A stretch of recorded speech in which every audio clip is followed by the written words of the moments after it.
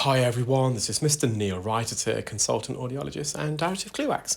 Thank you for joining me in my latest demonstration video of our recently developed WAXscope, which is due to be launched in early December 2022. I have a case here, it's a very interesting case. I managed to remove not one, not two, but three large hearing aid domes in this patient's ear, and they've got a really narrow ear, and it was a really challenging case for that reason, and it's one that I wanted to use the WAXscope on, just to put the WAXscope through its paces. And so I've removed the first dome there, that was more lateral. This is the middle dome, and you can see that the dome has reorientated itself, so it's no longer in its natural position, it's rotated to the side. And it happens quite often actually. Sometimes you get patients who have domes blocked in their ears and they're not aware. Now this patient felt that their ear was blocked, but they do suffer from chronic wax impaction because of how narrow their ear is. And they did attend without the dome on their hearing aid, so they had a sneaky suspicion that a dome had fell off in here, but they were really surprised to learn that with three. And what I'm doing here, I've removed the first two domes, and I wasn't aware that there was another third dome. At the moment, this just looks like wax. It doesn't look like a dome at the moment. So the dome has been camouflaged. It is actually a dome there, but it's just been camouflaged with wax. And I'm just trying to straighten and dilate this ear. And I was originally using our larger speculum of 4.25, well, one of the larger ones of 4.25, but I've reverted now to our smaller speculum, which is a 3.5 millimeter. So the first two domes I removed using a hook. It was an open dome, so there was some flaps there that I managed to get the hook in. And at the moment, as I said, I wasn't sure that there was any more domes. It just looks like wax at the moment. So I just went in with the Zollner suction probe, but I could just feel a lot of elasticity when I was in there. So I did have a sneaky suspicion. I did mention to the patient as well, I think they've got another dome, and they said it was impossible and it can't be. They were surprised that they had two. They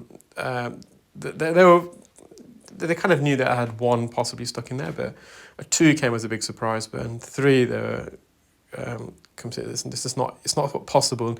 This last dome is right up against the eardrum, and it was a bit of a difficult one to remove. But so even with a small speculum here, we've got quite a good view. Now the view is different to the endoscope view. I've mentioned these in my previous videos. There's nothing really that can compete against an endoscope. So if you are interested in removing earwax, the gold standard in my opinion is an endoscope. You just can't compete in the optics, but an endoscope is difficult to use. It does take a lot of training, a lot of practice, and a lot higher skill level.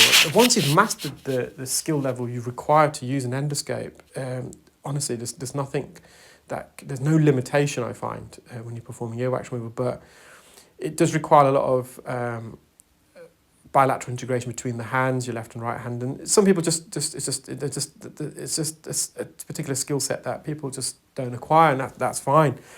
So the WAXscope is not designed to replace the iClearScope. That's really important. It's designed as the next best alternative. But of course, with the view's like an ENT microscope. You're not going to get the endoscopic view. This is the third dome. It's all covered in wax. I just managed to remove it using a hook. There we are. Now, even getting a good visual of this patient's ear drum was quite difficult. You can just see how narrow it is. It's just so narrow. And this is their normal ear anatomy. We do manage to get a view of the eardrum, but I'm just mopping up some debris here.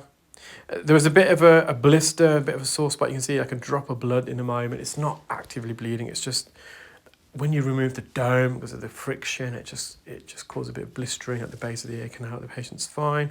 So again, I'm just mopping up near the entrance. Really trying to dilate. Now, in some cases, people's ears are narrow near the entrance, the cartilaginous portion. That's fine because you just stretch that open. But this patient's ear canal was narrow deeper in the ear. It was around the second bend in the bony part, and you can't open up the bony part of the ear canal. It's rigid, it's solid. The only way you can do that is through surgery. So there's just a bit of debris at the roof there. I'm just going to remove some of this, going to get it in focus. It's a bit of dry skin. Now I can see the eardrum already in the distance, but just going to remove this so we can get a bit of visual. You'll see it's quite a bit of dead skin that I managed to remove. It's on the anterior canal wall. So with the speculum, they're not designed to go past the halfway stage of the ear canal because we don't want the speculum touching the bony part of the ear canal. So it's no real way of, unless the patient goes under surgery, there's no other. There is some speculum that you can use. The Gruber speculum are a bit deeper, but if they come in contact with the bony part of the ear canal, it will be uncomfortable. So I know the ear canal's clear. I just want to get a good visual as best as possible. So I'm going to just use the speculum to really straighten the ear. And in a minute, there's a few hairs there as well. There's that drop of blood. And you can see the hammer bone. I'm going to get it in a bit more focus in a moment. So again, I'm just really trying to stretch the ear as much as I can. So it was a bit of a struggle, but you can see now it's a bit more in focus. You can see the hammer bone. You can see the eardrum there. So managed to visualize it. You can see I'm stretching the ear open. You can see the short process of the malleus. I hope you enjoyed that. There's a still image of the 3 domes side by side. Patient can hear significantly better. If you are interested in the WAXscope or the iClearScope endoscope, please do email info@clearwax.co.uk and we can add you to our mailing list. Thank you. Bye.